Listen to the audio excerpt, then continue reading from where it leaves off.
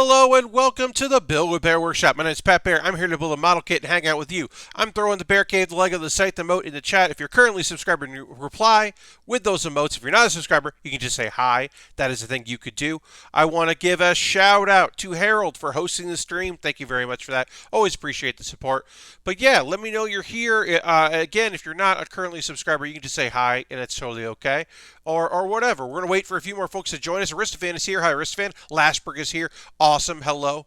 And yeah, we're going to do some model kit building today. I'm working on a very old kit. I got a few ideas of things I want to talk about. In the second hour, of course, we'll talk about some anime.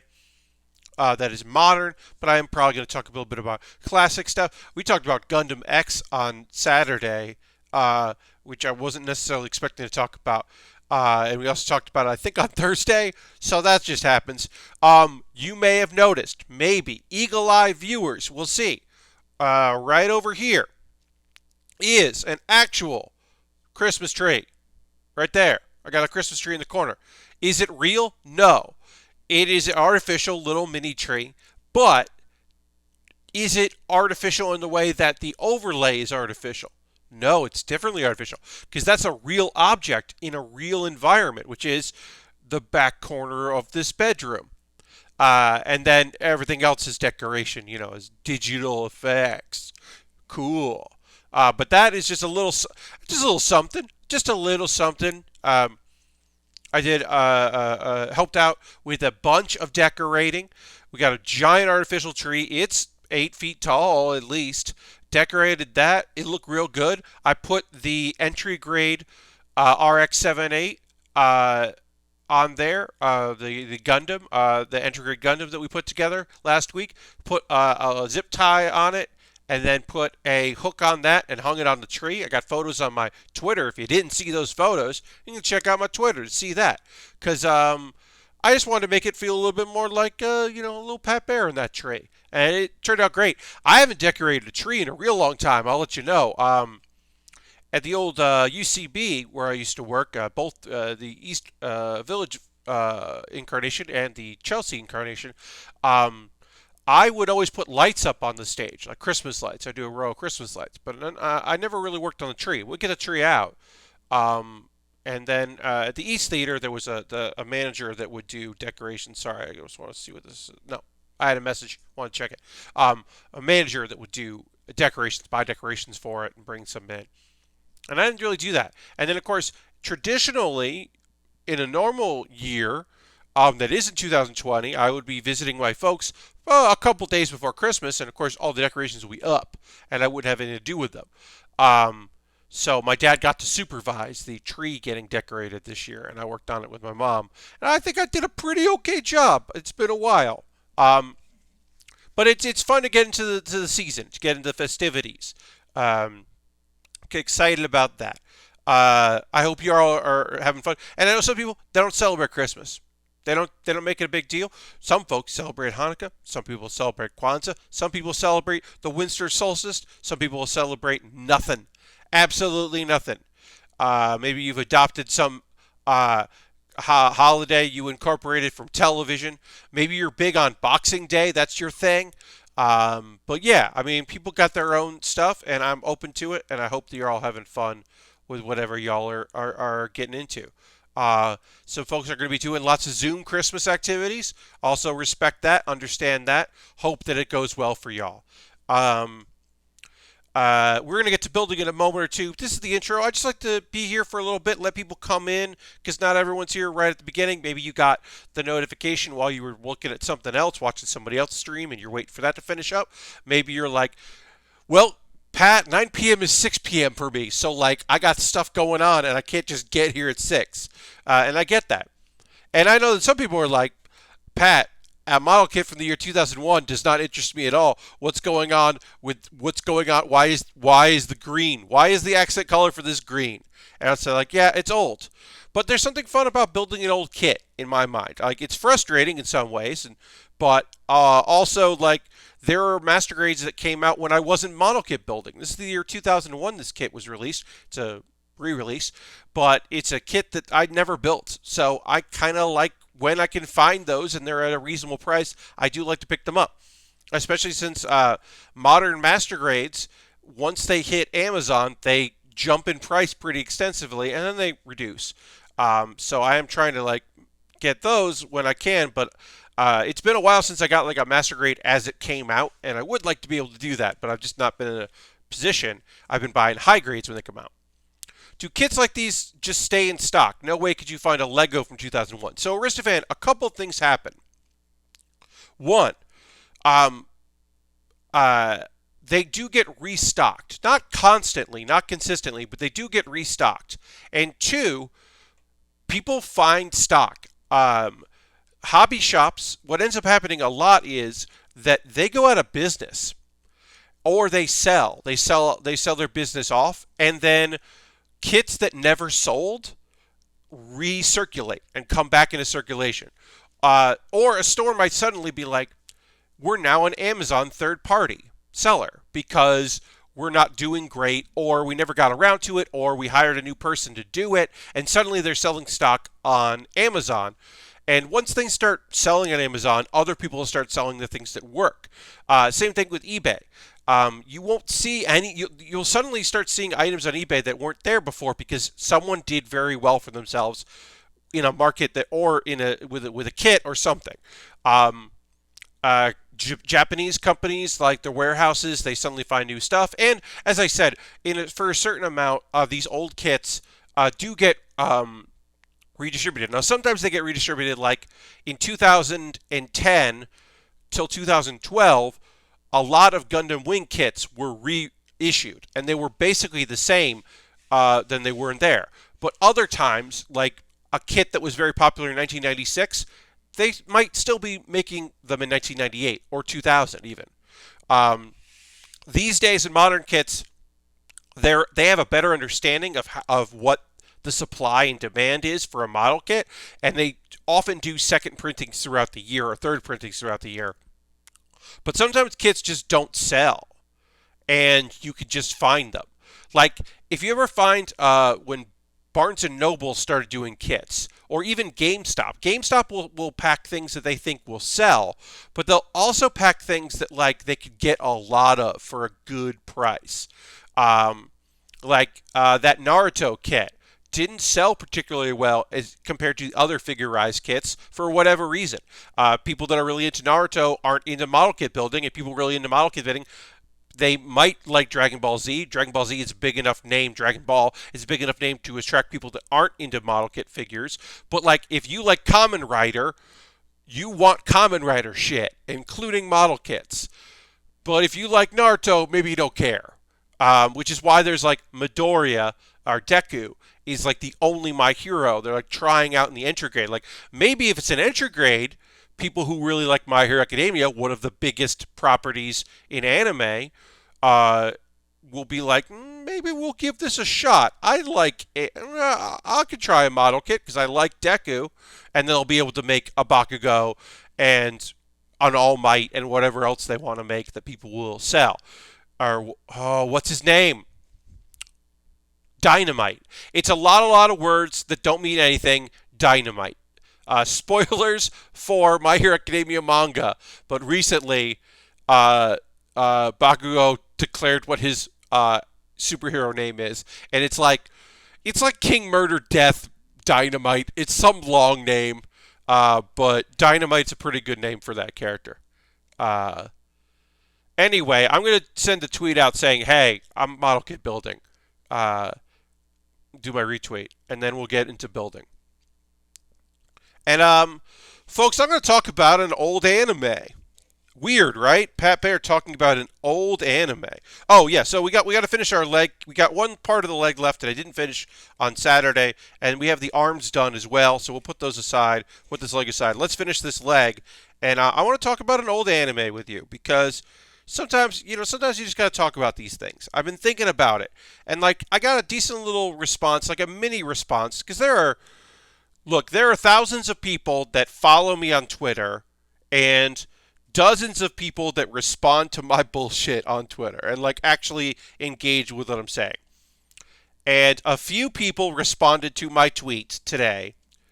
Do you ever just think about Dual? And a few people were like, yes, And people were like, I'm glad I remember this. Um, and that's good. This is an anime from the year 1999. It is made by the manga, I want to call him mangaka, but he's not the mangaka, the creator of Tenchi Muyo, because Tenchi Muyo is an OVA. And hey, Lord Crashington, welcome. This dude, we're going to look up his official name because I don't remember it quite off the top of my head, but we're going to look up his name. But the creator of Tenchi Muyo, who went into do a lot of stuff. Okay, Masaki Kajishima, and is an animator and a storyboard artist. And the thing that is incredible about him is he's a freelancer for AIC. Every anime he's made, AIC has made, and they've mostly made them for like premium channels. Basically, like imagine that HBO was like, "Hey, make us an anime," and he was like, "Okay, I got an idea. It's called Tenchi Muyo. Let's make 6 episodes of it. It's about kind of good-natured but kind of dopey guy out in the backwoods of Japan, and aliens show up and are in love with him, and they don't like each other. And there's like someone trapped in a shrine, and there's like an intergalactic war, and I'm going to come up with a whole lot of lore, and we're not even going to touch the surface of that lore in 6 episodes." And they were like, "Great. Hey, can you make this into a TV show? We're going to air it on actual television. Also, let's give him a lightsaber." Yes, Lashbrook, let's give him a lightsaber and wings like an angel. And they were like, "Okay, yeah, can you make this like an anime that is going to, like a TV show of this?" "Okay, cool, yeah. I'm going to swap 2 character things that I didn't like the first time, and we'll do the TV show." And they were like, "Great. Can you do another TV show?" And he was like, "Yes. We'll call this one Tenchi in Tokyo. I'm going to introduce a new character who sucks. On purpose because I think that's a fun idea. Let's put a character in that nobody likes." And they were like, okay. And he was like, "Great." And he was like, they're like, "Hey, do you want to do more Tenchi?" And he was like, "No. I just saw Evangelion, and I want to do that." And they were like, "What the fuck are you talking about? You can't do Evangelion." And he was like, "I'm not really going to do Evangelion, but I want to do my organic style mecha show about a young boy. And this time, I'm only going to do a couple ladies. We're not going to do a lot of ladies. There'll just be a few ladies, but there'll also be like interdimensional travel and mechs and a school setting. I haven't done that, so I want to do that." And they were like, "Okay, sure, do that." And he's like, "Great. Also, by the end of it, it's going to have some references to Tenchi." And they're like, "Sure, okay." And then years later, he was like, "I want to do another Tenchi series. But it's not Tenchi. It's like his ancestor. Only a few ladies, the anime, indeed. It's like Tenchi's like ancestor." And they were like, "Okay." And it's in space. "Okay. He looks a lot like Tenchi." And they're like, "Yeah, please do that. People want more Tenchi Muyo." And he was like, "Great, I'm going to do that. I need E. I'm looking for E and I. This is F. This is E. Yeah, here we go. This is E. We're going to, or E, and then I. Okay." And they're like, "Okay, sure, do that." And he's like, "Great. It's Tenchi Muyo GXP." And they're like, "Sure. Hey, I'm going to write scripts for a bunch of light novels and manga that can come out after GXP." And they were like, "Great. That sounds awesome. Cool. I'm going to make it so that Dual is the predecessor to all Tenchi shows and took place in the distant past." And they were like, "What?" "Yeah, every show I've made is interconnected." "It is?" "Yeah. Also, I forgot. Hey, you know how like there's like a joke in one of the Tenchi series about like one of the characters being a magical girl? I'm just going to make that anime. I'm going to make one of the best magical girl shows ever. You're going to make Pretty Sammy? You're 100% I'm going to make Pretty Sammy. And people that don't like Tenchi Muyo are going to really love this one and get mad at me because I don't make any more of it. I only made this and I stopped making it. And they're going to get actually honestly mad about it. Aristophan says Tenchi Cinematic Universe. Yes, 100%. Because, hey, I'm going to make the third season of Tenchi Muyo. That sound okay? It's an OVA. It's on a premium network. The episodes are long for some reason. And I'm going to expand the story that I've been building over the years. I'm going to integrate some of the stuff from Tenchi Universe that I liked. And I'm going to include a character that looks very similar to a character that I designed in Tenchi in Tokyo, which is not canon and is not part of the cinematic universe. But we're going to include it anyway because I like that character design and I wish I hadn't wasted it. And they're like, oh, okay, yes, we're AIC. We just give you money to make things. Sure. And he's like, great. Tenchi's mom died a long time ago. Tenchi's dad's going to remarry. And she's mysterious. Is she an alien like every other fucking character in the show? No, she's not an alien. Don't worry about it. But she is mysterious, and you're like, okay. So Tenchi's going to have a younger brother, and that's going to be a lot of Tenchi Muyo 4. And they're like, sure. And then guess what? I'm going to make a new series, and I'm going to bring mech stuff back, because I miss doing mech stuff. I only really did mech stuff in Dual. So I'm going to do a mech show. And also, you know what's really popular these days? Isekai. Isekai are super popular these days, and technically, Tenchi Muyo isn't an isekai, but it also isn't an isekai. And you're like, okay, it is a different world anime, but like, they all travel to Earth, but also Tenchi's ancestors are not from Earth, so he isn't. Pat, you know a lot of stuff off the top of your head. Aristophan, I'm mad that I forgot to mention Pretty Sammy when it canonically came out and had to jump back to mention it. So, like, I know, but also I'm mad at myself for this. So, anyway. So I'm going to do the side series. And in the U.S. and in other countries, you can call it Tenchi Muyo if you really want to sell it. In Japan, we're not calling it Tenchi Muyo. It's Warren Geminar, and it features Tenchi's younger brother, who looks a lot like Tenchi. Even though they're just half-brothers, they look very similar. And you're like, okay. Yeah, and it's an isekai, and it's going to be pretty cool. It's a little more horny than Tenchi normally is, but that's okay because it's not his brother. Also, because Tenchi's brother, Kenchi's mom, is from this other world. So, and the story has large implications into the whole world that's been set in motion in Tenchi Muyo. And you'll learn more about that in Tenchi Muyo OVA 5, some of which has come out, and some of which won't come out for 3 years. I'm going to take a long time in between episodes. And they were like, please don't. And he was like, I will. I will take a very long time. You know how it used to be 3 months in between OVAs? Well, between OVA episode 4 and 5, it's going to be like over a year. Hope you like it. And I might have missed one.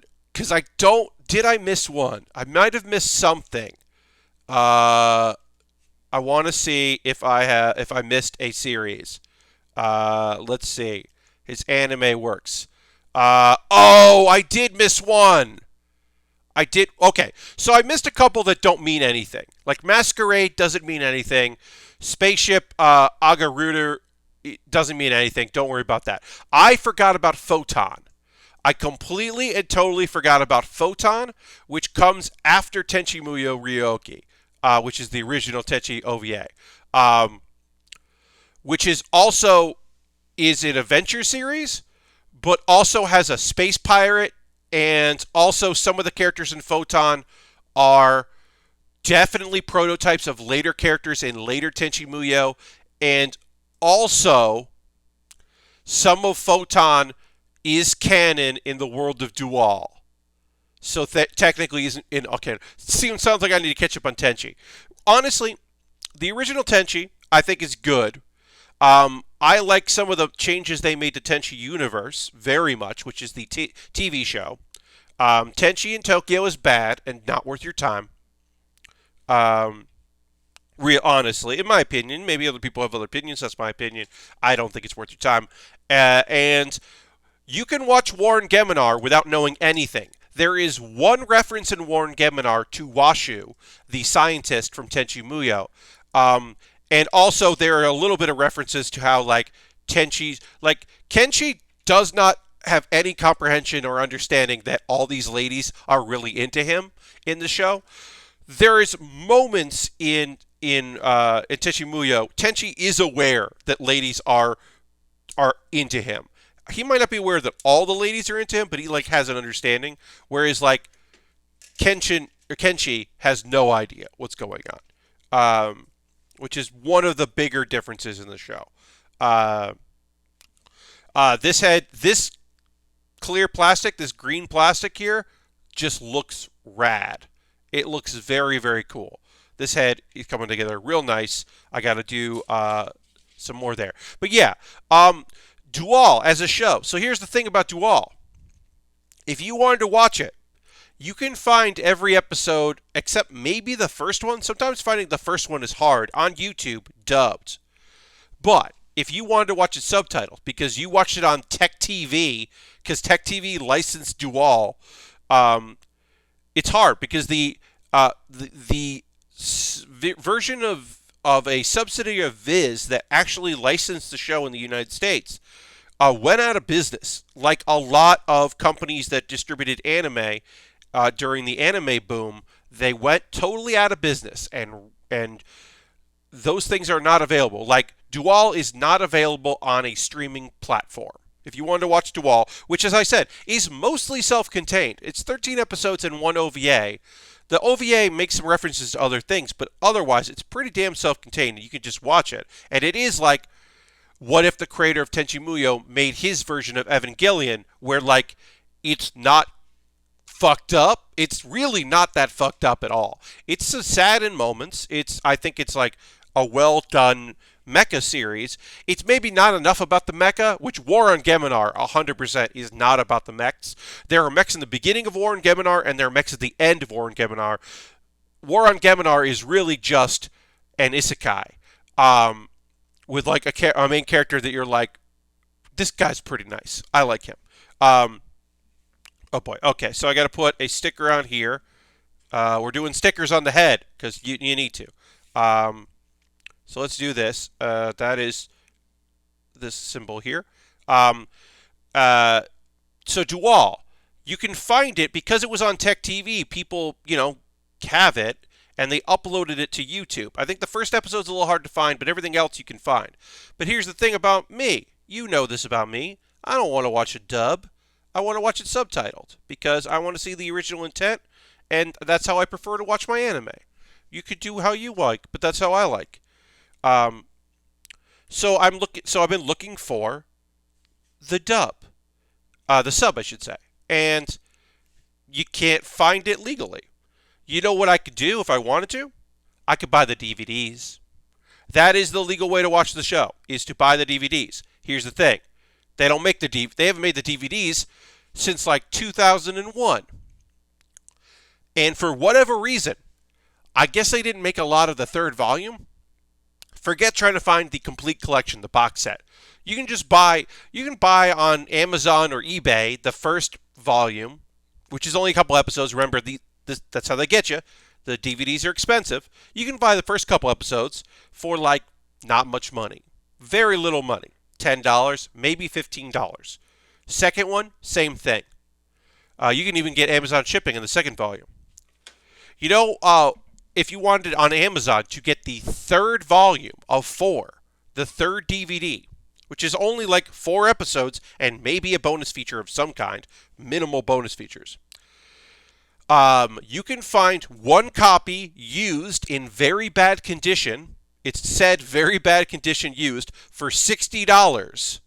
And one person on Amazon is selling a new sealed in copy DVD for $900, which obviously is some sort of an accounting error and isn't a thing that anyone's going to do.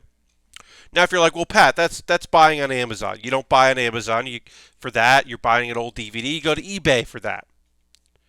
Well, eBay, if you want to buy all 4 DVDs loose, that's going to run you about $75 to $80. Now, one seller, I looked today, said, or best offer. But I have to imagine that best offer is not $25 or anything reasonable. That's going to be pricey because they know what they've got and they know what they can get for it, and that's fine. I understand that. But there is no easy way to watch it legally without going through a lot of hoops. And also buying the third volume for $60 is not something that's going to happen. So what can you do? Well, like I said, you can watch the dub on YouTube. And, you can watch, if you really want to try to find it, you can find a website that's going to have the subtitled version of those episodes, and you're going to be watching them, and you're not going to be watching them legally. And that's a shame. It's a shame to do that. That there's no good legal way, there's no service to belong to, there's no subscription service to pay for in order to watch it in the United States. And that's a shame. This is not a new thing.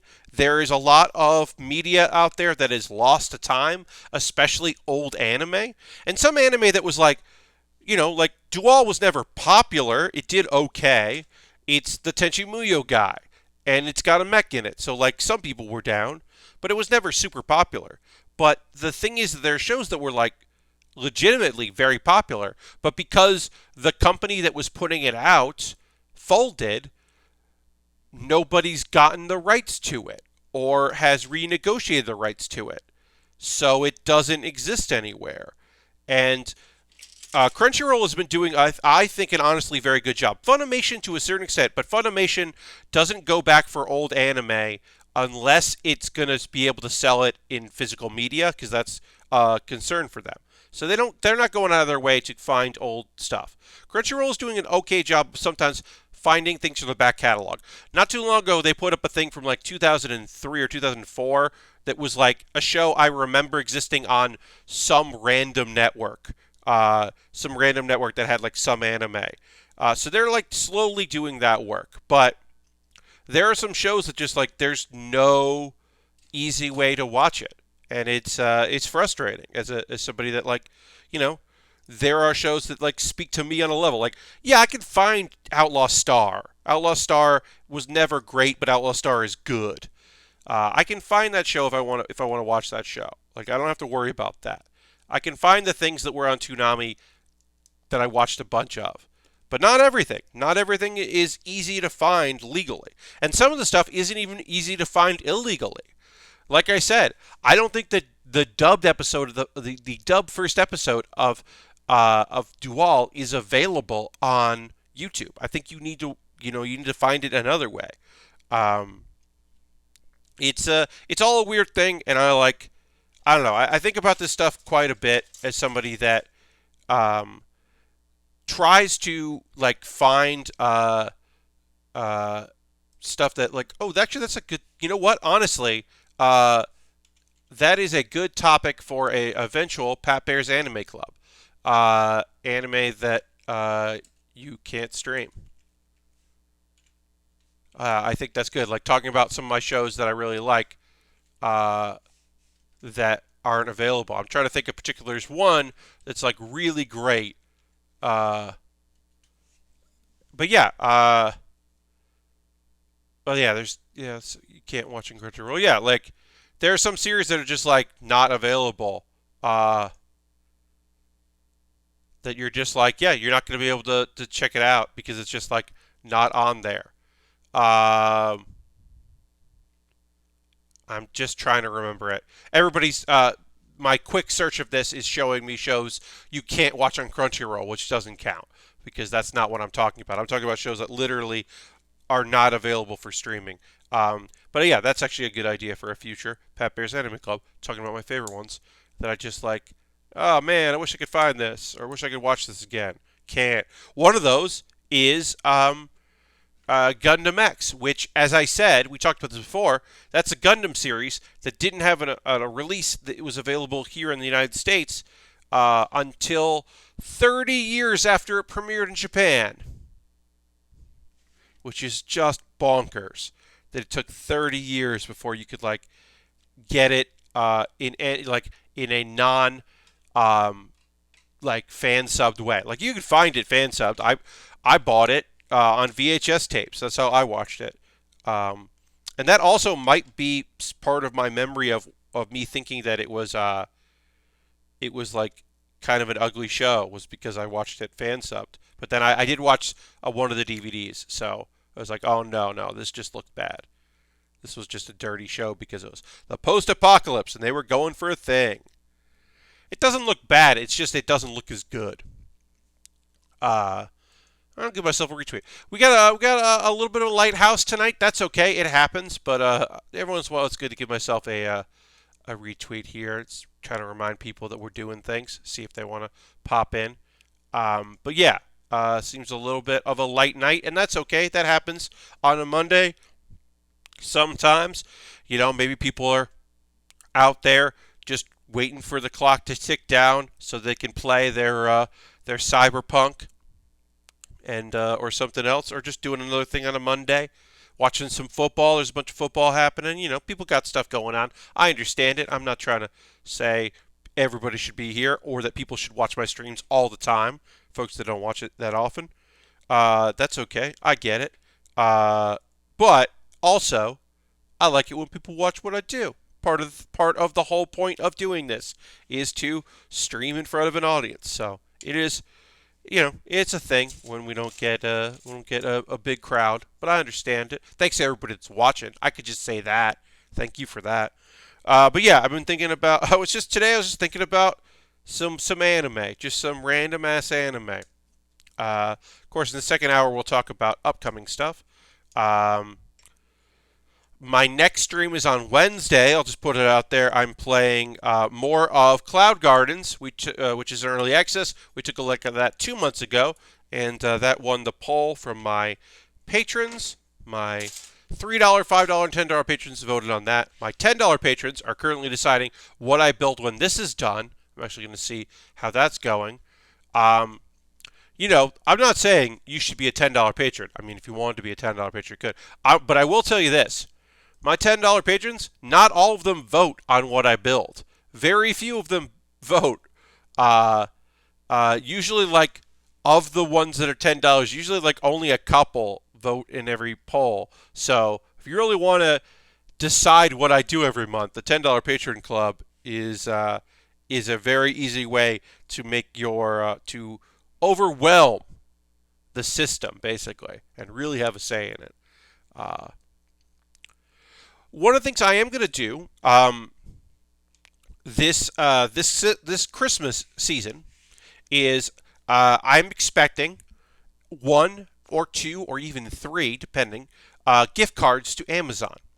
When those gift cards come in, and I know what my budget is, I will be sending an email to all of my subscribers at the time. And I will give them a poll. I'll do a poll in Google Docs of what I should use the money on. And it might not be something that where I'm like, oh, this is the thing that like is going to spend all this money, but like this is the thing I'm definitely going to buy and build in the future from that. I've only done that I think like once before, and it's a thing I should be doing more of. But usually I see something I'm interested in getting, see if I have the funds for it, and then I get it. And then I have my wish list for other things that I'm like kind of interested in, but not right now, or I want to see if the price drops on, that kind of thing. But it does occur to me that I could allow the wonderful folks that have chosen to become subscribers to have a say in what I purchase. So that'll be, and I'll give you some notice when that's coming up, but that'll be around the holiday when I see what my gift card grouping is looking like, or my funds, or cash money, if I get cash money or something like that.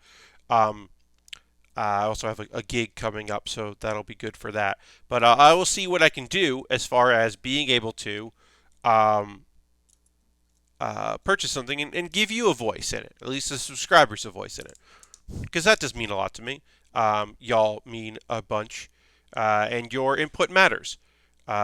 Some of you, you vote with your views. I do know that some folks aren't big on old kits. Some people are big on kits they recognize. Some people are big on Lego stuff. Some people are not interested in my Lego kits builds whatsoever. I am sure that there will be whenever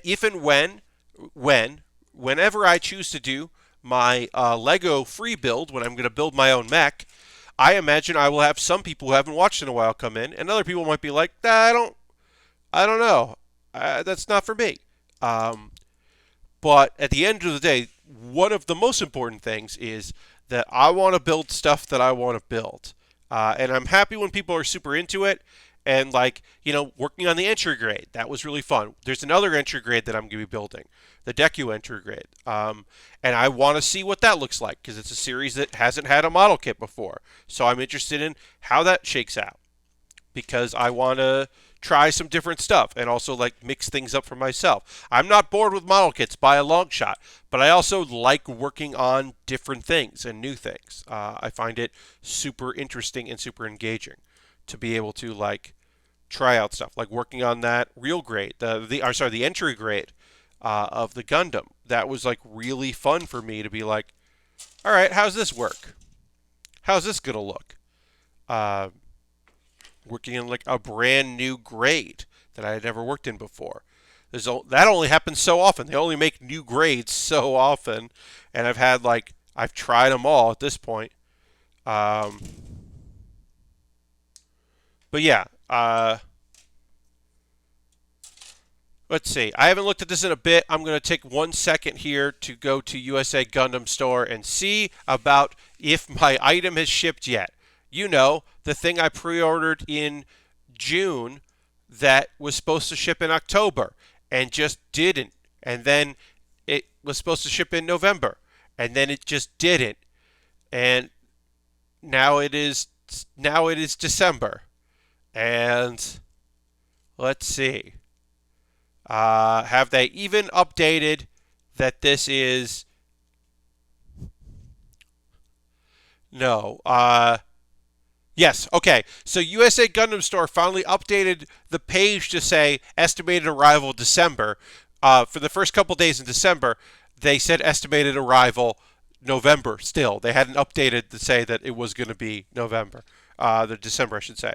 That's frustrating. It is very frustrating because it's a kit I want to build. I haven't built a Dragon Ball kit in a while. There's only a few that I haven't put together. It's a Gohan kit. Gohan is my favorite character in Dragon Ball. It is Ultimate Gohan. And then also you can change it around to be Future Gohan, the man that trained Trunks, who gave up his arm and then his life for the future. And I would like to build that kit, or at some point.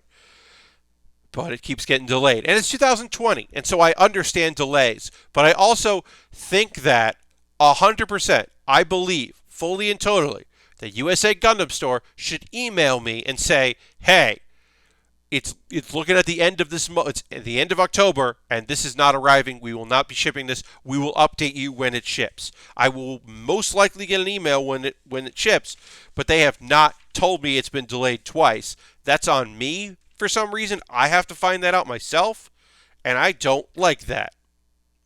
All right, we did the waist here. We are slowly putting this kit together. Now you're going to see. I'm going to tell you right now, folks.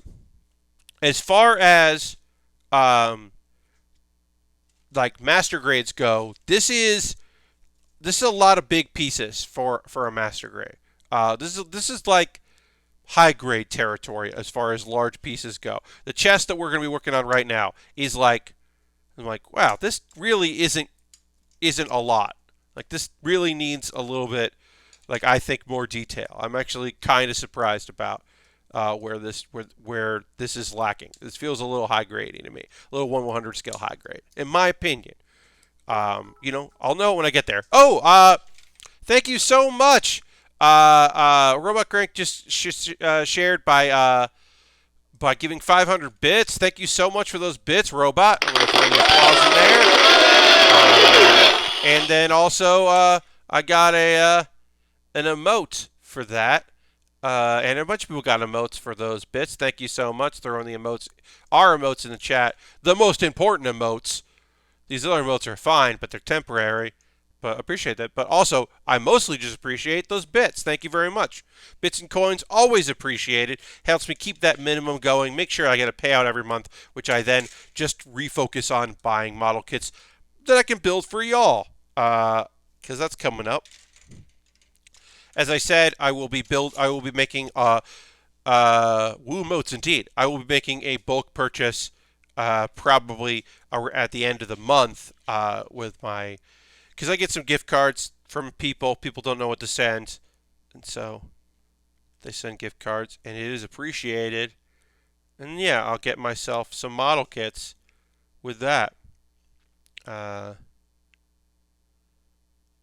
and also people sometimes send me stuff to USA Gundam Store. I do think I want to do that. Like, basically, if people buy me a gift card to USA Gundam Store, I'm going to say, like, hey, is there anything you want me to get? Anything you've seen?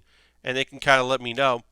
But then if they don't have any ideas, I'm going to, you know, take a look, see what I would like to get there, and then also try to elicit feedback from subscribers, because I think that's an important thing. And I don't do that enough. Put up a poll and see what people want me to get. I'd like to do more of that. All right, yeah, we're working on our chest right now. As I said, not a lot of lot of hollowness in this kit. Not a lot of layers here, which is a little underwhelming. There's a cockpit at least, but like the cockpit like clips in, and that feels weird. Are these not? Yeah, these nubbins. Let me just make sure these nubbins aren't supposed to be there. These nubbins are not supposed to be there. Okay. Great. Just making sure. Sometimes the nubbins are important, and sometimes the nubbins are a mistake in manufacturing. All right, so then we'll get that going. Yeah, we're making some good progress on this kit. Obviously, we got more to do, but we got the arms done, the legs done, the head. We're working on the chest right now. And yeah, like once the screws are in, this kit has not been like difficult. It's just it does feel old. I think the colors feel very of the time. And there's stickers. There's more stickers than you normally would find in a kit like this. But I think overall it does make a nice impression. And the kit itself is pretty neat. Got a little pilot we got to put in here. Okay, our pilot's in. And then our cockpit just fits right in the front. Like, okay, I mean, this is accurate, but also feels a little lacking. And then we'll get more of our waist here, our our torso section, which is E pieces here. But I do love this orange. This orange is held up really well in this box. Like, I bet this orange fades. If this was a display piece, I bet it would fade over time. But just looking at it right now, I'm like, it looks pretty damn good. I'm not mad at this orange. Not mad at all. We are going to take a pause to the cause in a bit. But, yeah, I talked a little bit about doing up some decorations. Is anybody doing any decorating? Anybody getting trees, putting strings of Christmas lights up, setting up the menorah, getting ready for that? Let me know. Putting electric candles in the window because you don't use real candles anymore. But yeah, let me know if y'all got any festivity stuff. Or you're like, no, we wait on getting the tree on this time, or no tree this year, or not gonna, just not doing that because I don't decorate my house and whatever. Let me know. Let me know what y'all are up to. I like hearing from you. It's fun. We can talk about your traditions. We got as I said, I got that big old artificial tree. Took some photos. It's on Twitter. Happy to put that together. It was a pain because I'm not used to doing it because it has been a very long time since I did all of that. A lot of decorating, especially a large tree, as you saw, large artificial tree.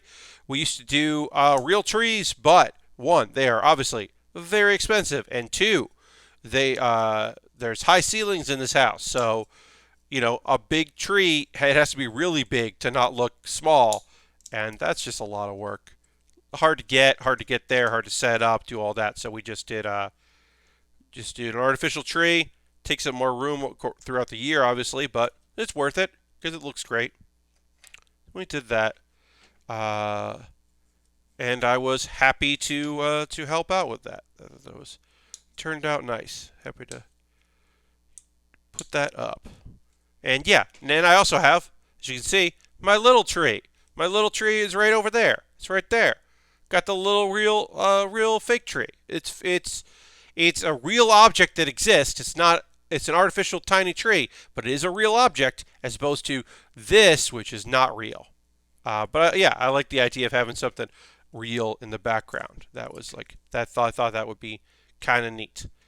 Got that going. But yeah, let me know in the chat if you're doing any decorating. If you got a tree up, if you go artificial, if you go real, if you got a tree upstairs and downstairs, if you just go out and get some branches, or if you're one of those people that like, we did it as a joke and now it's a tradition. We get a Charlie Brown Christmas tree, and we get the saddest, most depressing tree we could find, and we did it as a joke, but now that's our lives.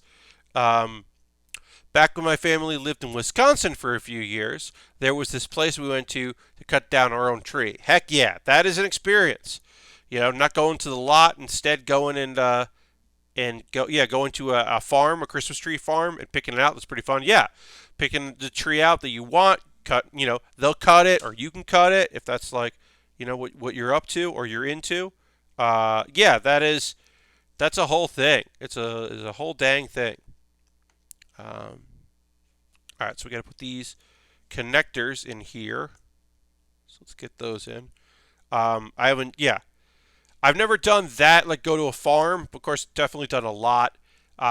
When I lived in New York, I decorated my work environments and had very little decorations at home. Didn't really decorate. I had a string of lights that I would put up that I liked in the living room, and that was fun. I've had roommates that decorated that went wild with it.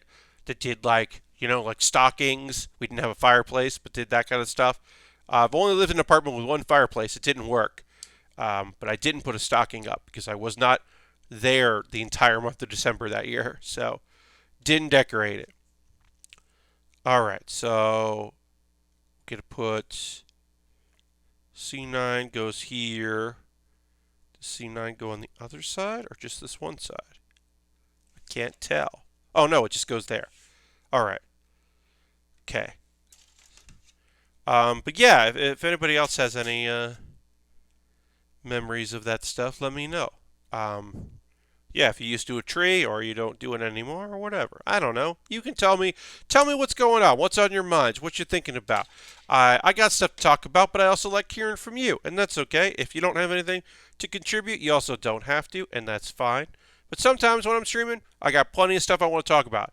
And sometimes I'm like, I think I'm going to talk about Dual and the greater Tenchi Muyo cinematic universe. And then that's the extent of things I had planned to talk about. And I'm like, oh no. Like, I can tell you that Claire, formerly of Bon Appetit, has a new YouTube channel. And that YouTube channel is to promote her new book that's coming out. And will she keep making videos once that book is out? I don't know. But she's got a book coming out, and she's got a YouTube channel where she's making recipes from that book, because that is a thing that you do, and maybe that's a thing she couldn't do before because she worked for a company where she was making content for them and couldn't make her own YouTube stuff. But she's doing that right now. I think that's pretty cool, and it's Claire. I like Claire. Is it more composed than some of the other videos she did from the websites that we know her from? Sure, it's more composed because she's trying to sell you shit. I still think it's good. So yeah, that was a thing that I was like, oh, that's neat. Let's see, 14, and then we'll do 13 over here. Because I live alone, I don't have a large tree. Most of the ornaments are nerdy, geeky stuff like Star Wars, Doctor Who, and retro game controllers. Hell yeah. That's fun. Yeah, at a certain point, you can just buy your own stuff and do your tree the way you want to. As I said, I never really got big on trees by myself. I never had a roommate that really wanted to decorate trees, or I would have. But I certainly would have been game for it. But yeah, I like having this little tree here. That's kind of fun. And as I said, I put the Gundam on the tree, because why not? yeah, I've been trying to find content for stuff, stuff to watch, stuff to engage with, because that I enjoy that stuff. I enjoy having things on as I work. Um, I has anybody else been feeling weird about um, media that involves like a large group of people together? Like, I watched this, but Justin McElroy had this the video thing called "Things I Bought at Sheets," and apparently around the same time that the McElroys were filming their TV show, their CISO show, he and Dwight created a show, like a series or like a mini thing with some money and the same production crew, um, and they've been sitting on it, and then it's coming out. But it was filmed in 2017, so it's like outdoors and there's people, and it's fucking unsettling to me because I'm just like, no one's in masks, no one's social distancing, people are all in each other's business. This just feels fucking weird. And like, I know that the filming of things has begun again, right? There, some of the big YouTubers are doing stuff, and they're like, "Oh, we're doing testing, and we're filming, and we're doing this kind of stuff. We're not doing we're recording our podcasts in the same room again." And then like, there are other people that are like on movie sets. I have a friend who's been working in the back, behind the scenes on a film production, and she's just like, "Yeah, it's fucking terrifying and weird, but we're doing it." And I can't like quit it now, even though I'm feeling weird about it, because like someone would have to quarantine before they came in to take my job over, and it's just weird. I don't know. Is anybody else feeling that? Like, if I watch Elf this holiday season, am I gonna feel weird about how many people are just out and about in New York, with like talking to each other and just doing stuff? And I understand that there are parts of the world where that's fine. And I also understand there are parts of this country where people have decided for themselves that it's fine, that like just everything is okay. But I'm not that way, and I haven't thought that way. So to me, like, it's weird when like people are just doing their thing in movies and television. It just feels fucking weird because it's like, hey, what are you thinking about? This is irresponsible. But it was filmed in the year 2003. So what am I talking about, right?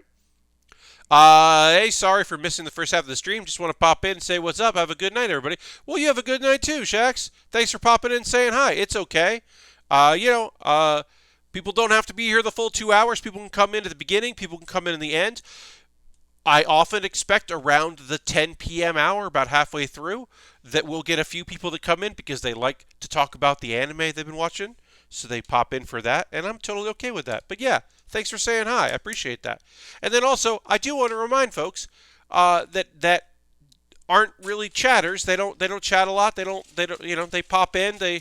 They're here. They're watching, but they're not the most into typing and engaging. That's also okay, and thank you for being here.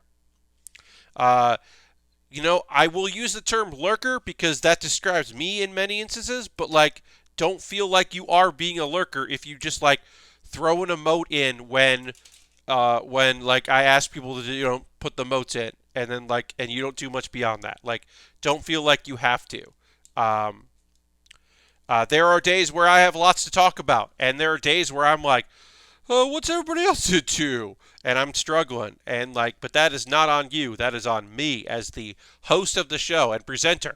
Harold, you have a good night. I'll catch you later. Thanks for being here, as always, my friend. But yeah, I mean, like, that's the thing, right? I get it. There are nights when people aren't super feeling it and aren't super active. And sometimes we get new friends coming in and they have a lot to talk about and a lot to ask questions and they kind of run the chat conversation, and that's cool. And there are times people are like, I don't got anything to say, buddy. It's cool. And it's like, that's also fine. And I'm okay with that. It's like, yeah, engage how you'd like to engage with this content.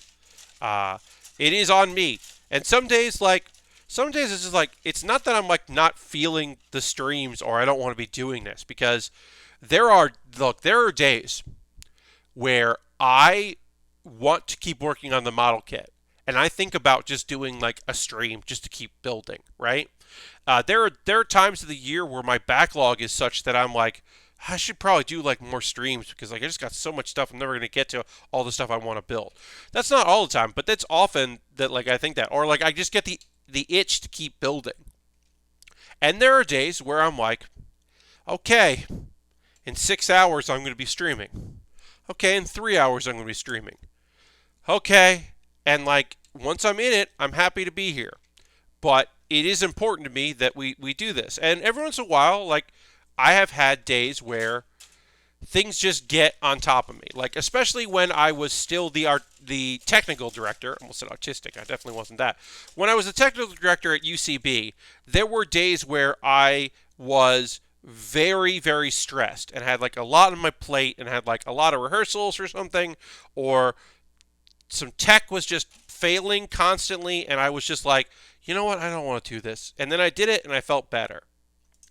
And there were some days where responsibilities hit. Somebody got sick, somebody got hurt, someone got mad and quit for half a night, and I had to go in and work. And I would do that. And I would have no problem doing that, because that was part of the job that I had. It was like, okay, part of my job right now is giving up my bonus stuff, because this is a bonus on top of that job. But especially because this is a consistent work for me, and also, I enjoy it very much, and I'm happy to be here. It is important to me to keep to my schedule. But you should know this, and this is an important thing, because some of y'all stream on your own or your own time, or you're interested in doing that. Maybe you would like to do that at some point. That if I'm like having a bad brain day, like a mentally exhaustive brain day, where I just like, there's just no way I'm gonna like be in the right mindset to do this stuff, then I'm gonna take an audible. I'm gonna call an audible and take the day off, because this is work. It's fucking fun as hell to be streaming. I love working on model kits. I love talking to people about stuff I'm interested in talking about. I love talking to people about stuff they're interested in talking about. I enjoy it so much and have such a good time doing this. But if I'm having a bad time in my head, then I'm going to have a really bad time streaming.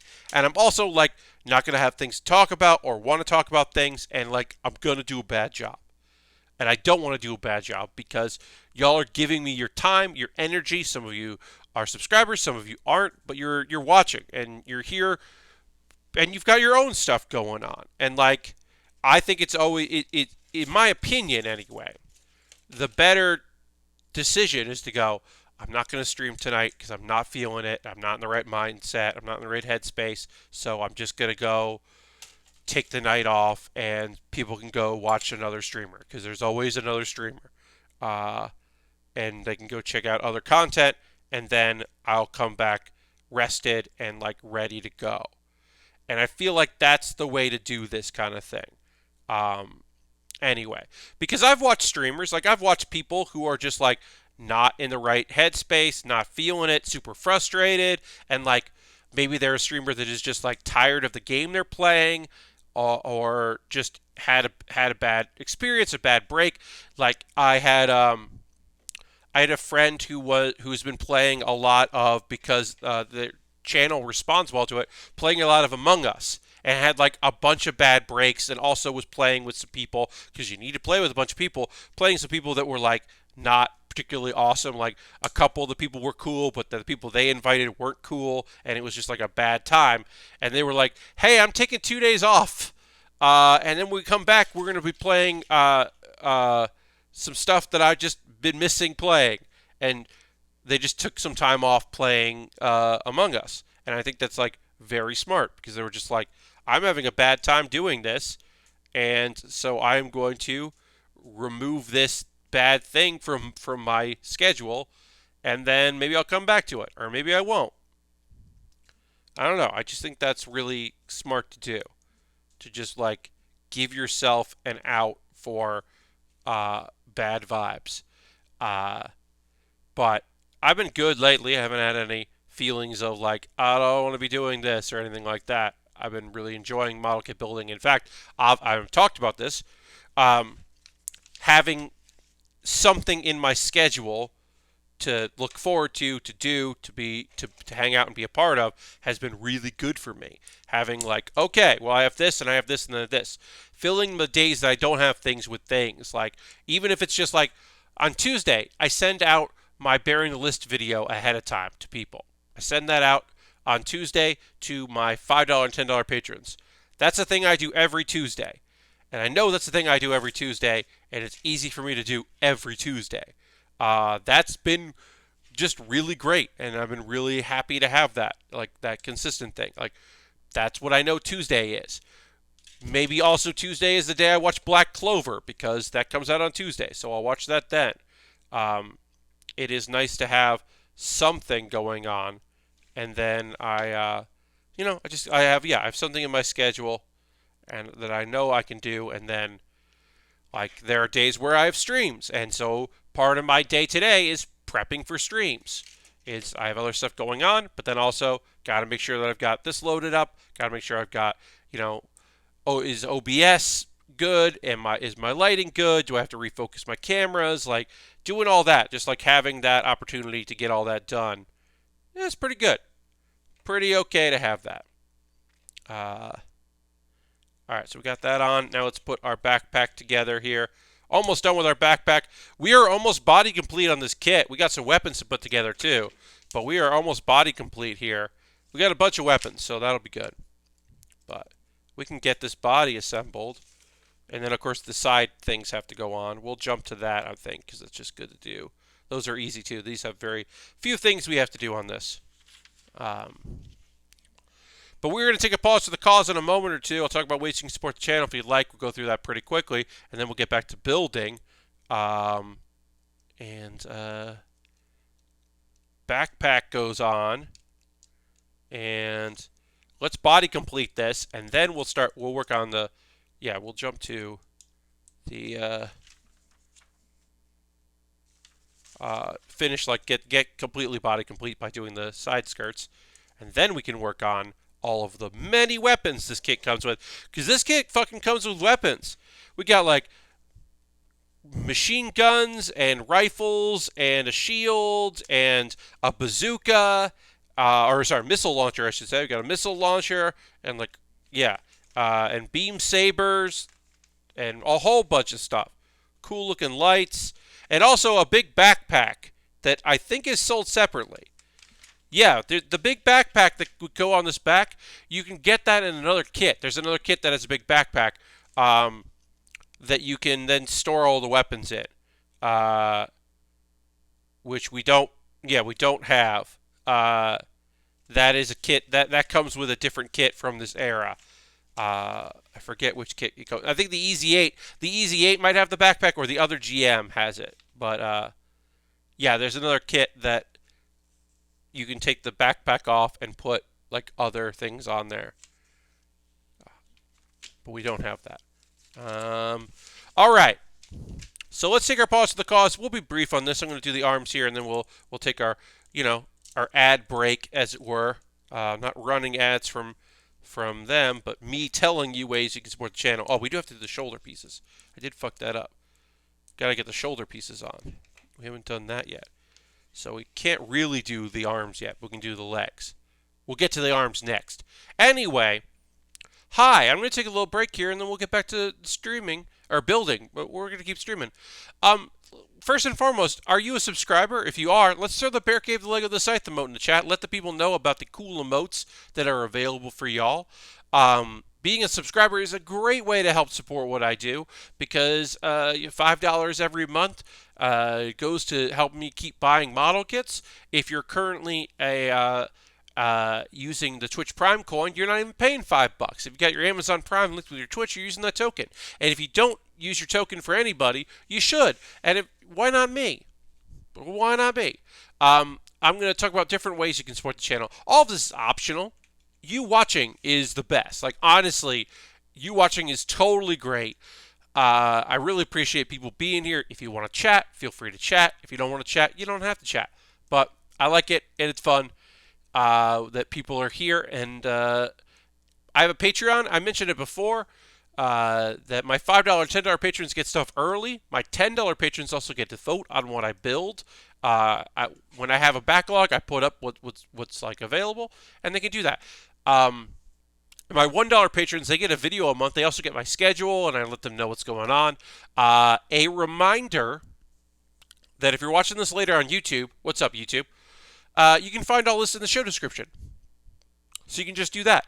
And then also, I should say right here, because I don't do this all the time, so I'm going to do it while I think about it, I have a schedule here. And if you ever want to know my streaming schedule, you can just hit !schedule. And then it will tell you that my schedule is every Monday, Thursday, Saturday from 9 p.m. to 11 p.m. Eastern. I do model kit building. On Wednesdays, I do a bonus stream at 9 p.m. that's different every week. And it's kind of a rotation of things I'm into. But yeah, feel free to come and watch another stream.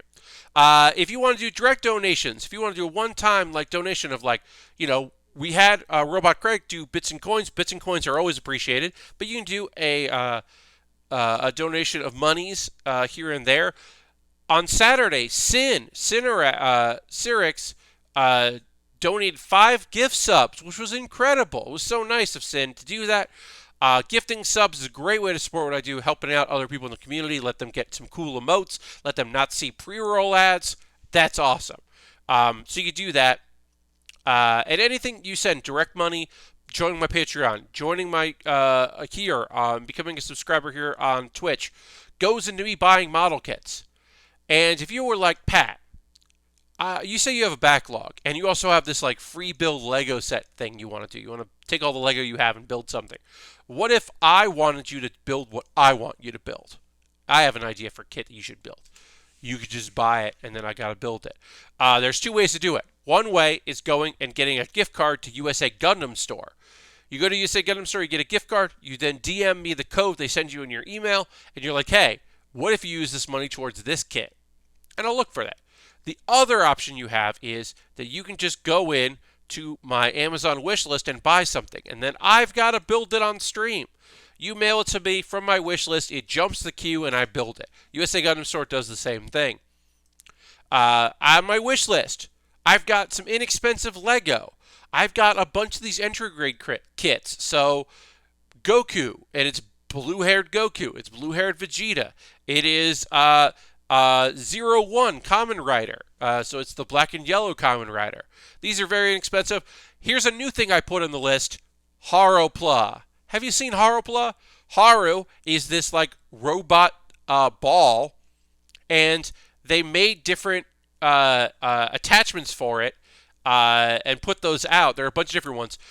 My favorite is that they made the Haru ball into the ball mobile suit, which is a great choice. But there's also a Haru loader I put on the wish list, the Haru fitter, and the Haru from Build Divers in its like Gundam shell, the Haru Gundam, which is hilarious and very cool. Those are inexpensive. Also, one of them is a little more pricey. Also, the Haru fitter is white and kind of looks like a toilet. Kind of looks like a toilet that a master grade would sit on. Is that a thing that other people on building Twitter were talking about? And then I was like, I should probably get that. Yes, that's why it's on the list.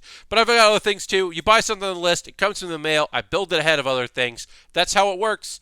That's how it works. And you have my gratitude if that's something you would like to do. It would be radical. I would love to build some of the stuff that's on that list. Like the Destiny Gundam. That's an expensive master grade, but it's beautiful looking. Anyway, that's another thing. I got a Discord. You can join my Discord. We're going to get back to building in just a minute. If you're like, Pat, what happened to the model kit building? Aren't you going to build those shoulders? I am. But I'm going to promote my Discord. I got a Discord. You can join that Discord. Please do. Pat Bear's Anime Club is a weekly video series that I make. Every other week video series that I make. There's one of those Haro kits that's like the unholy mashup of Haro and Zaccarello that I really want. Yes, Last Broke. I've seen that. I didn't put all the Haru on the wish list, but I did put a few of the Haru on the wish list. Um, but the one where it's got its own little mobile suit is really great. I think it's just a great choice. Anyway, Pat Bear's Anime Club. I put a new episode out today. Christmas in Anime Part 2. It's another video where I look at some cool anime episodes that have a Christmassy theme, and you can check that out if you're looking for some celebrating some stuff. And I included a movie, an OVA. There's a movie version, the OVA version. They're the same thing. Don't worry about it. That technically takes place on Christmas Eve, and it is a Gundam-related thing. It's a Gundam OVA that takes place on Christmas Eve, so it counts as Christmas in anime. And I was so happy to finally be able to include something like that. Let's see. Okay, so we're going to do that. I'm going to do this. Got an email from somebody that I will reply to later. Sorry. So I talked about Christmas stuff. Baering the List. I only have a few more of these. I'm doing it until the rest of the year. Baering the List is a weekly series where I rank things using Tier Maker. I've got a couple more of these left throughout the year. This one that I did is me ranking fruits. And I don't know as much about fruits as I thought I did. There's a lot of fruits I've never had before, according to Tier Maker's list. And so I ranked them. And that went pretty okay. I'm going to drink some water. Then we're going to talk about some anime. So let me go and drink a little water here. Do that. Let's go to the overhead. We're going to work on the shoulders here. We're going to go shoulders and waist. And then we're going to go back and do all the weapons. But I wanted to get this part done because I just thought it would be good to get that done. And then we'll talk about some anime that I want to chat about. 3 shows that I've watched since the last stream on Saturday. And yeah, I'll talk about that as we continue to build. So let's go into that. We need A10 here. Okay, so one of the shows I was watching was By the Grace of the Gods. By the Grace of the Gods has now kind of just fully gone into like relaxed mode. Like there might be some sort of information, like something. I don't want to say dramatic. I don't think anything dramatic is gonna happen, but like there may be a twist that comes into play to set up like a second season. But right now it is just in chill mode. So there's a request for Ryoma to make waterproof clothing. And so he's going to the mines to do that work, and the slimes help him do that. We've seen that before. We find out that Ellie is a great... what was she great at? Oh, she's great at playing the violin, which we saw in the opening song, but we haven't seen, like, in the anime. So that was like, oh, that's kind of fun to, like, actually see her play that, and it's really nice. And I do also like that her violin practice, the slimes really seem to like it, which I just thought was a cute touch, that the slimes are like, oh, violin, this is fun. That's just cute, because, you know, the slimes are really neat, and it's fun to have them have fun, I think. Let's see, what else is happening here? Ryoma makes clay dolls. That's a thing that happened. There's some combat training with the slimes. And then one of the slimes, so he's only got one metal slime. And he was like, I kind of want to have more metal slimes. How do these happen? They're rare slimes. How do I get another metal slime? And he's like, okay, here's what I'm going to do. I'm going to feed a regular slime a bunch of iron ore to see if it will evolve into a metal slime because it ate iron ore. Well, that slime does evolve into an iron slime because the metal slime must have eaten a lot of different kinds of metal. So he's making discoveries about slimes that nobody else has ever made. And that's pretty cool. And then he finds out, he hears through the grapevine, that there is a group that are like, hey, we left our area to come here because we heard that you could sell rare animals and to tamers, but nobody wants to buy our rare slime. We got this very rare slime, but nobody wants to buy it. And Roma's like, I'll definitely buy that. And so that slime is a bloody slime, and it feeds on blood very fast. And he's like, this would be great for taking care of corpses of monsters. And it's like, okay, dude, all right. You got yourself a very rare slime, the bloody slime. It's pretty gross looking. And so, yeah, now he's got his new slime. And he's got his evolved slime, he's got his iron slime, and his, and it's whatever. And like I said, right now, we're just kind of in like, okay, oh, the shop is doing well. All right, the employees like him. Okay, cool. He's going to have like days off, and they're like happy to work there. Great. It's like nothing's really happening. It's like, okay, sure. It's just like a fun show. We only got a couple episodes left. A show that has a few more episodes because it started later that we could talk about is, let's see. So this is 46. So this is this arm. All right, let's get this arm on. Hey, let's talk about Maesetsu opening act. One of my favorite shows this season, and I understand why it would not be for you. Because while it is a anime that some people love the subgenre of, girls who are really into a thing, and I can understand why that might be something that you're into, because that is a subgenre I really enjoy. This is a subgenre. This subgenre anime is about girls who are really into a very specific style of comedy, of stand-up comedy. The rapid-fire, back-and-forth manzai style of comedy. And so I understand how that is a deal breaker for some people because they're like, first of all, I'm not super into comedy. This isn't necessarily the funniest show because it is more of a slice of life than it is a comedy show. And then also, I don't know what that is. So no thank you. And I can understand that. But for me, holy shit. Because this episode was all about feeling overwhelmed because of seeing a great performance. Because the last two episodes were about this like 2-day trip they took to Osaka to see really good comedy. They saw very good performance, and it definitely like negatively affected one of the members, one of the girls, Fubuki, because she wasn't like inspired. Because sometimes you see art, any kind of art. But in my case, we'll talk about comedy because that's the thing I can relate to. Sometimes you see comedy and you're like, holy shit. Oh, wow, that's so awesome. You can do that. That's so cool. Oh, I just want to get up there and do it. And sometimes you see something and you're like, fuck. What am I even doing? What am I doing with my life? Why am I here? What am I trying to accomplish? Why am I even, I'm never going to make this. Why would I even try? Why am I doing this, right? And Fubuki is definitely feeling that. She's like not sure of her place. You know, she was kind of roped into it because she really liked being with Mafuyu, that now she's like, I don't know if that's why I'm here. So they're at a point, and it looks like, you know, they have a bad set. They do this show they got asked to be a part of, and they don't have a great set. They don't get the laughs they're looking for. And each of them blames themselves. Like, Mafuyu doesn't know that Fubuki is, like, feeling, like, overwhelmed. She's just like, this is probably my fault. Like, this didn't go well because of me.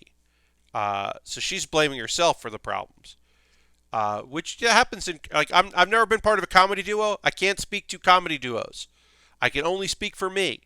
And when I tell you that, like, I've been part of groups and collectives where I felt like, okay, I am not in a good, you know, like, I am not bringing enough to this. This isn't going well because I'm not organized, or because I'm not getting it, or because I'm being too bossy about these things, like blaming yourself. So each of them is blaming themselves. And it's like, is it a slump? Are they in a holding pattern? Or are they like at the end of their partnership? Which is like another real thing. So Rin comes up with a plan to try to get Fubuki and Mafuyu to switch the roles in their routine, because Mafuyu knew more about comedy. She like she was the person doing the setups of the jokes. Or no, she was reacting to the jokes, and then you had Mafuyu like setting things up and then reacting, and that doesn't work for their group because one of them is the wacky one who should be presenting because it's so. This Manzai is very particular in its style. So basically, here's Manzai in a nutshell. As best as I can explain it, here it is. I am the person that is telling you the premise. Here is my wacky, wild observation, or my flight of fancy, or my imagining, or the idea that I am presenting. And I am the other person in this group. And I am the straight man, quote unquote, but I am the person who is learning this information and processing the information and speaking like the Greek chorus. And I am letting you know that you are nonsense. I'm telling you, I am hearing what you are saying, and I am reacting to it as if I am an audience member reacting to what you're saying and being like, what are you talking about? Wait, what? That's not what we're saying. No, focus. Now, sometimes I will also have my own weird premise, and I will build off of your premise, and we'll go rapid fire back and forth. But most of the time, in traditional, I'm setting it up. And what we realized is the girls were doing the wrong thing. And that's why it wasn't clicking. So they're going to try switching things up and see if that works. But they're going to give it their own go. And it was nice as a character growth moment to see Nayu, who a couple episodes ago was really wondering if she should keep doing this. And if she should, like, she's still in college. So she's wondering, like, should I be part-time in college while I'm trying to pursue this? Should I quit college? And she's got a lot of doubts. And you got to see her be able to give advice and to try to help her her friend out and be support. And it was nice to see. That's a little bit of lovely character growth from these girls. And it was nice. And then at the end of the episode, looks like they're going to try to work things out. And then Nayu's sister, who works at the hot springs and resort area, says, hey, do you want to do another show? So it looks like they got a chance to do even more. And, hopefully they'll do even better than they did before. So, yeah. As a comedy person, as a person who spent many, many years of my life studying comedy and performing comedy and doing all of it, that doesn't get a chance to do that much anymore, that doesn't get to use those skills, y'all, they made an anime for me. Ivan is now following. Thank you, Ivan. Appreciate that. Welcome, welcome. They made an anime for me, and, like, I don't know. Like, I can appreciate stuff that I'll never be. Like, I'm never gonna play volleyball. I didn't play volleyball in high school, but Haikyuu was still really good. Like, I can appreciate and enjoy things that have literally nothing to do with anything that I'm into. But also, this show went out of its way to dedicate 2 episodes to, like, the fact that Osaka is super into comedy, and so, like, if you're a comedian in Japan, you want to go and see shows in Osaka because, like, it is a fucking place that rules, and they really appreciate it there. Osaka is the butt of a lot of jokes in anime, but when it comes to comedy, like, that is a mecca of comedy. So we had a show that dedicated a lot of time to being like, we're going to go to Osaka and see, like, character stuff and stand-up. And talk a lot about why people got into it. And there are real fucking people in that show. Like, they're the comedy duo they look to as, like, their upperclassmen, Freak, are a real group. And there have been real comedy duos in the show, and that's such a strange thing to tell you, that, like, middling to very successful comedians are playing themselves in an anime, and I don't quite know how to process that. But I love it. I love that they talked about improv in an anime. Like, that's not a thing that should happen. And it did. And I don't know. I'm just overwhelmed with that. I just love that so much. We did our model kit here. We're body complete on that. It's time to work on some armor, or some weapons, I should say.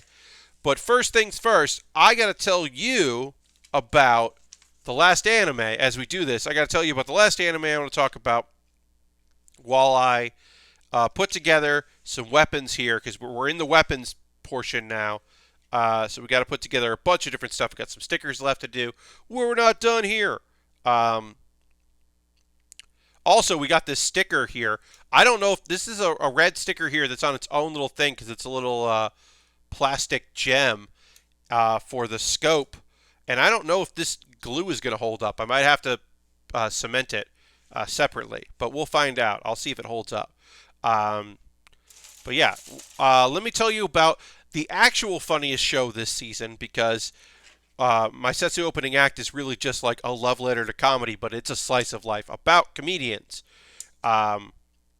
And let me tell you about the very funny show, Sleepy Princess in the Demon Castle. So most of the time, these episodes are broken up into 3 parts. They're 3 little stories. But every once in a while, they dedicate a whole episode to one larger story. And this episode was one long story. And it's the princess, who is the captured princess. She's the sleepy princess. She wants a something else from the human shopping channel. But the thing is, they don't deliver to the demon castle or anywhere in the demon realm. So she's got to get to the human realm. And she's also like, she's not interested in escaping. She's like, I'll come back. Let me go do this. And so she escapes to go do that. And they're like chasing after her and trying to like catch her. And my favorite minor character in the show, I did want to give a shout out to my favorite minor character in this whole thing. He's the best. My boy, the skeleton with an arrow through his head. He dresses very dapperly. He's not really a demon so much as he is literally a skeleton man who has an arrow through his head. I love him very much. He showed up very briefly in this episode, and I was very happy to see him because he just rules. Because everybody else is kind of a goofball. He's just like going through the motions, and I respect that. But he's there. And then the Demon Lord uses a very nonsense, goofy trap, but it totally works. All right, PC 6. He sets up a bed in a big cage, and she falls for it and goes to sleep. Let's see. The princess wants a massage pillow. It's not used magic. It uses technology to make a very good massage pillow. And she's like, I want to get that. And they're like, no. Like, we can't. She's like, well, come with me. They're like, we can't go to the human realm with you. We're demons. And she's like, it'll be okay. You're all very nice. And they are incredibly embarrassed by this lovely compliment that she has given them. She's just like, we don't know what to tell you. Because look, did they kidnap a young lady? 100%. These demons kidnapped this lady, and they are keeping her captive. That is true. I am not saying that they didn't do that.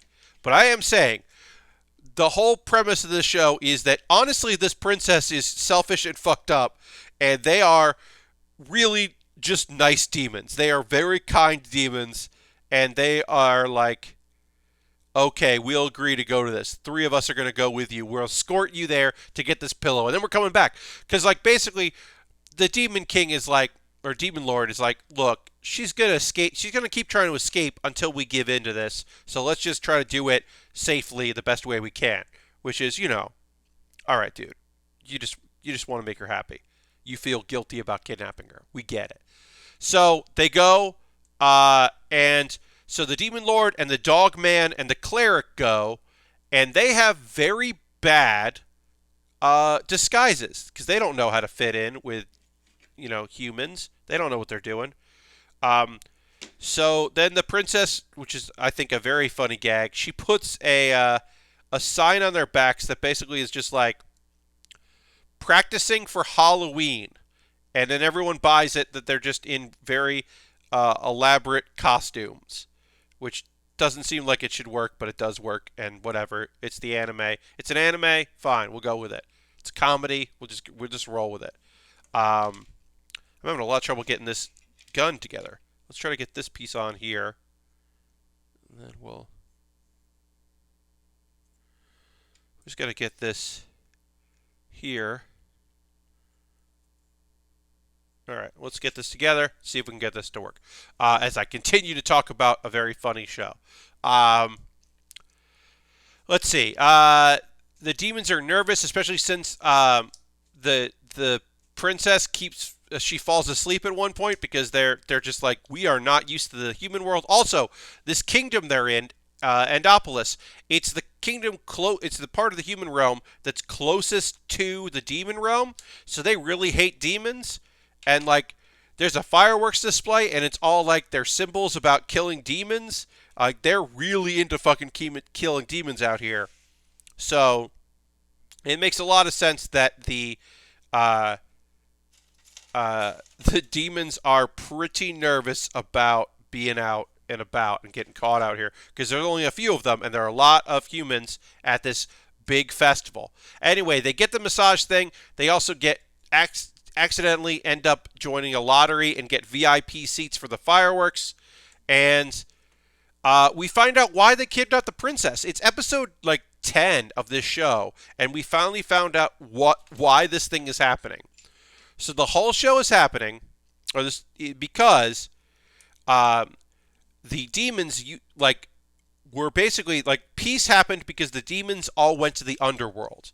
But they also want to be on this planet, and they want to be part of this realm. So they figure the only way to do that is to have a decisive battle and have one person, one side win. And if there's a decisive battle and there's a winner, then things can work out. So kidnapping the princess is to facilitate the human hero, fighting his way and then facing the demon lord. And the demon lord's like, yeah, and then one of us will win, and that'll end it. Which is like, oh, okay, sure. I don't necessarily think that's a great plan, but it is a plan. Because I have been wondering, why did they kidnap this princess? And now I know. They think that a final battle is necessary. So they're going to kidnap the princess to get this final battle.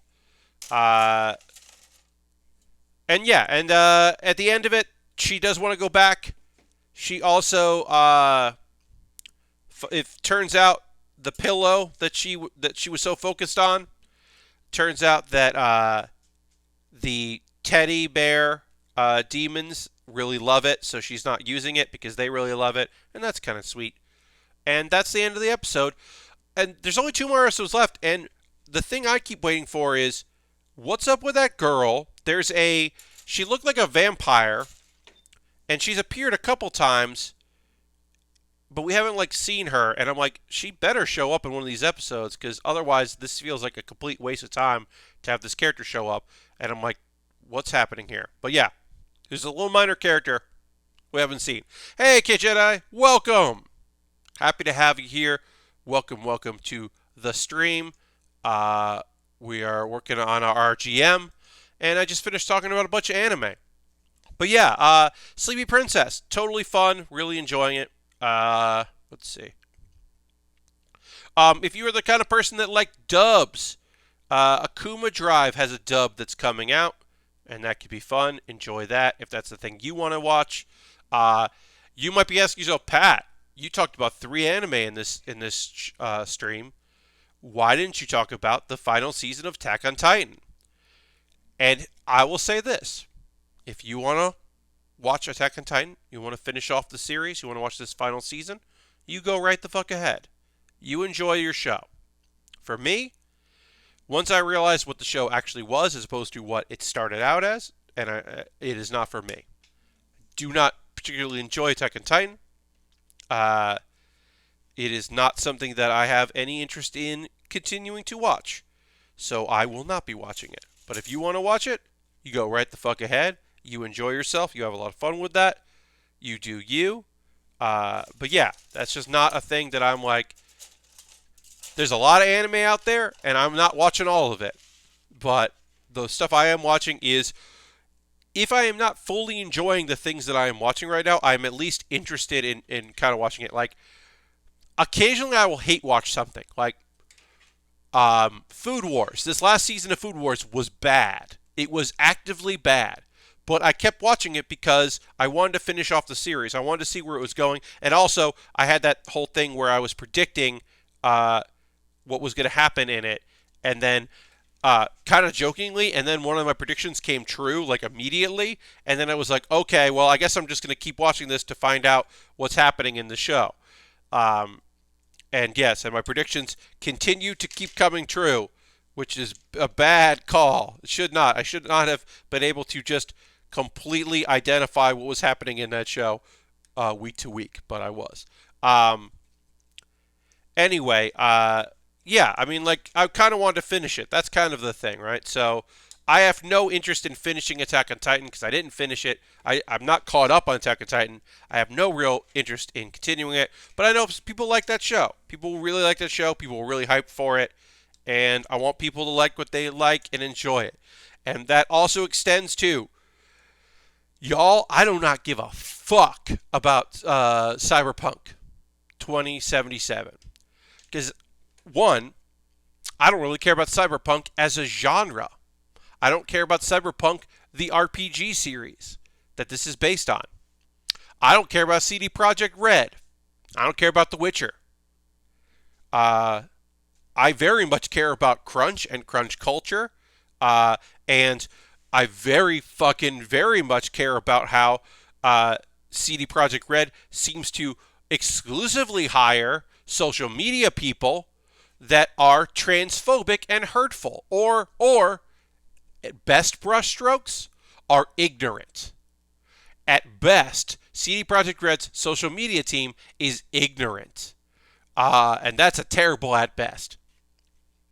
And it's got a lot of defenders, and that's also a reason why I haven't been wanting to say shit about it, because I am in no mood to deal with that. I am in no mood to deal with people who search for terms on Twitter to get mad at people who were talking about the thing they searched for.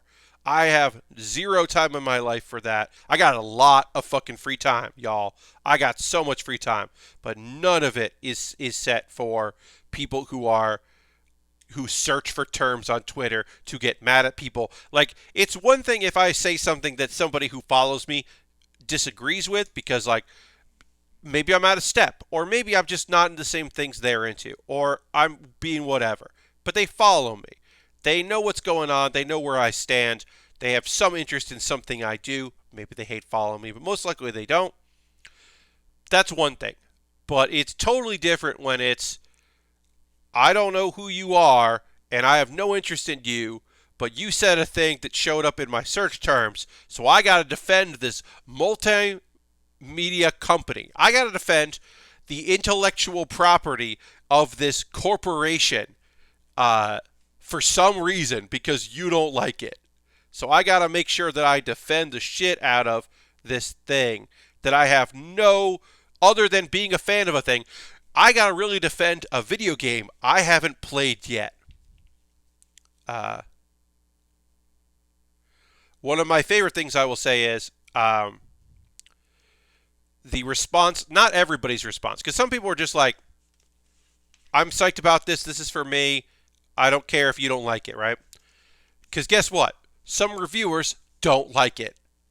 But their response is, not everybody's, but a lot of people's responses apparently is, well, you were expecting too much of it. Because they're just like, hey, there are bugs everywhere. It's unfinished. It's not particularly fun in some spots. And they're like, oh, you got too much in the hype and you're not expecting what it really is. And it's like, if your defense of a video game is, I didn't like it, I didn't like it because it's not great. And your response is, you were asking too much of this game. It's like, no, that's what you're doing. You put so much pressure on this game. Like, I don't know what to tell you. Like, accusing people who didn't like it of getting swept up in the hype is like, no. That's what you're doing. because you're a fan of a thing that you haven't touched yet. You're just a fan of a thing that you're like, okay. Like, you want it to be great. And you don't want people who don't like it, you want them to be wrong. Or they have an agenda. And it's like, okay. And not always the same people, but often the same people who are the first people to say that games journalists and games reviewers are bought by companies and they're shills and they don't they don't believe in anything, or then like they're like not trustworthy, are also often like, why didn't you like this thing? It's like, oh, but I thought they weren't critical people. Oh, but it only really matters if they're critical about the thing that you like.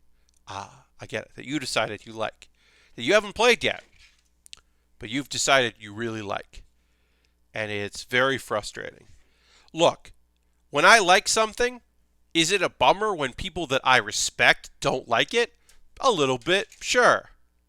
There are people who I know bounced off Control, my favorite game of last year, and that's a bummer. I have friends of mine who will never, ever in their lives touch a Yakuza game. They just don't think they're ever going to like it. And, like, I think they would really like Yakuza 0, but they're never going to play it. And that's a shame, or they don't like it. I have come to terms with the fact that there are people out there who love Kingdom Hearts. I played the first game and did not enjoy it. I played a little bit of the second game, did not enjoy it, stopped playing it because I did not enjoy it. But there are people who love that game and love that franchise. And I'm like, I have to be better about being okay about that. But, because people were like, oh, are you going to get Cyberpunk? And it's like, no. Why would I get Cyberpunk? I don't like the genre. I don't like their other games. Here's the thing. Do I like Keanu Reeves? Fuck yeah, I like Keanu Reeves. That's the only thing that makes me even pause to think about maybe I'm going to get that game. But I'm definitely not going to spend $60 to get that game right away. I think about reinstalling 2012 Syndicate, but I guess I never got that on PC, and I don't feel like cooking up an Xbox. Well, there you go. Syndicate, that's a fucking pretty okay game. I didn't love Syndicate, but I liked what Syndicate was trying to do. I could see what they were trying to go for, and I can appreciate it. There will be plenty of Keanu highlights on YouTube. Yeah, exactly. Am I super interested in watching streams of this game? Not particularly. Will I watch some streams of this game because friends are playing it and I want to support my friends? Sure.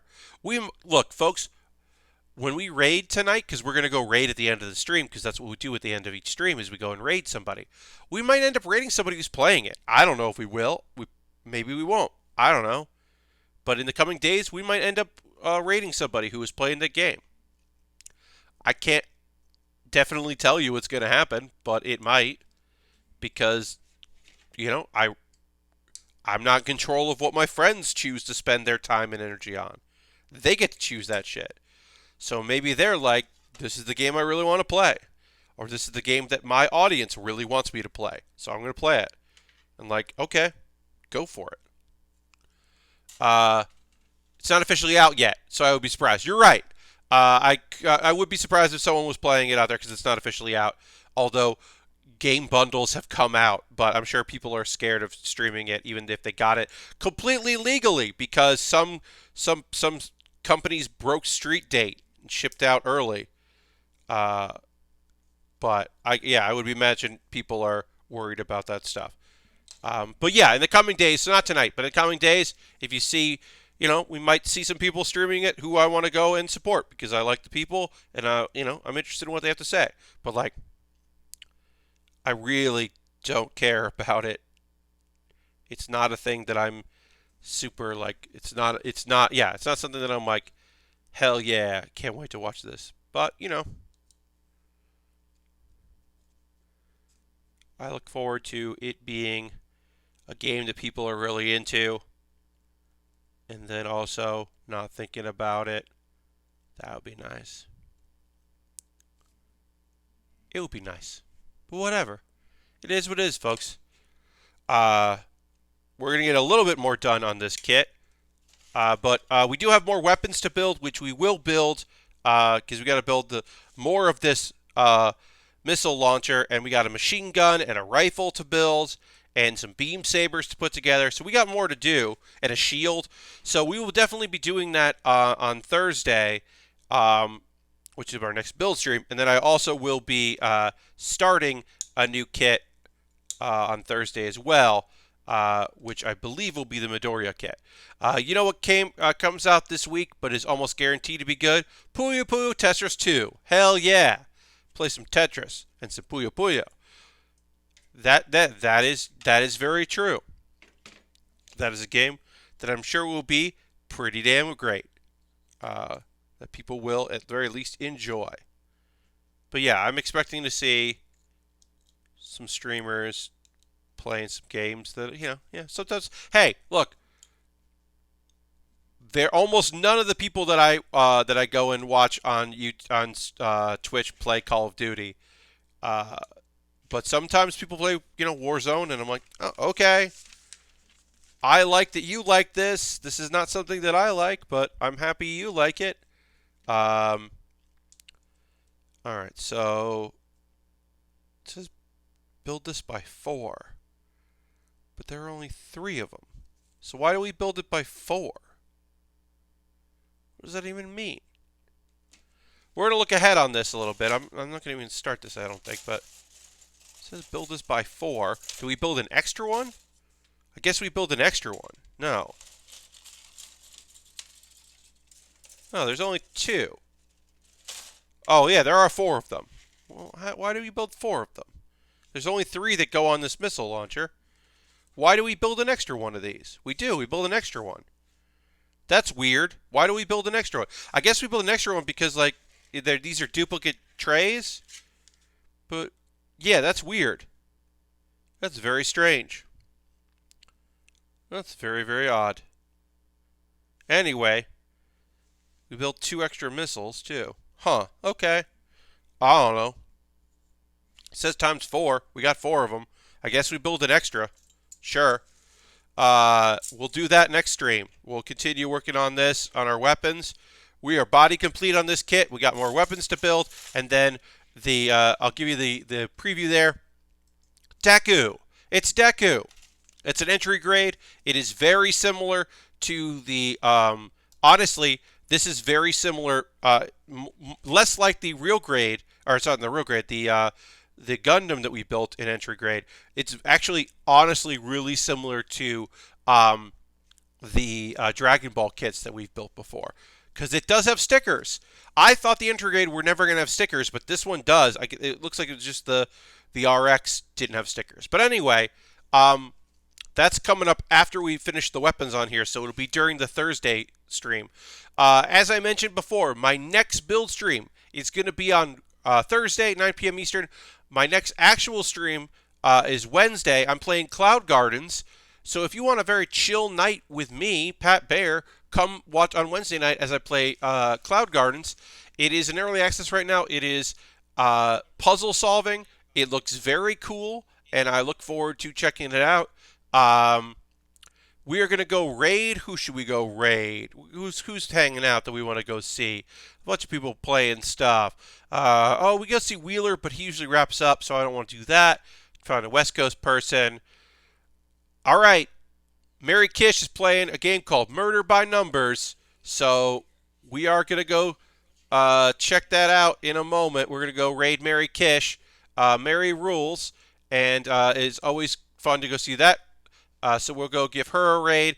I don't know anything about the game. Yeah, it looks pretty neat. So let's go raid, learn about a game I don't know anything about. But Mary's very good about checking out cool shit. So we'll go check her out. Thanks so much for watching. I hope you have a great rest of your night. As I said, Wednesday, come hang out with me on Wednesday. Because that would be awesome. And I will see you on the next Build with Baer on Wednesday to play a game. Bye-bye, everybody. Goodbye, goodbye, goodbye, goodbye, goodbye, goodbye. Goodbye.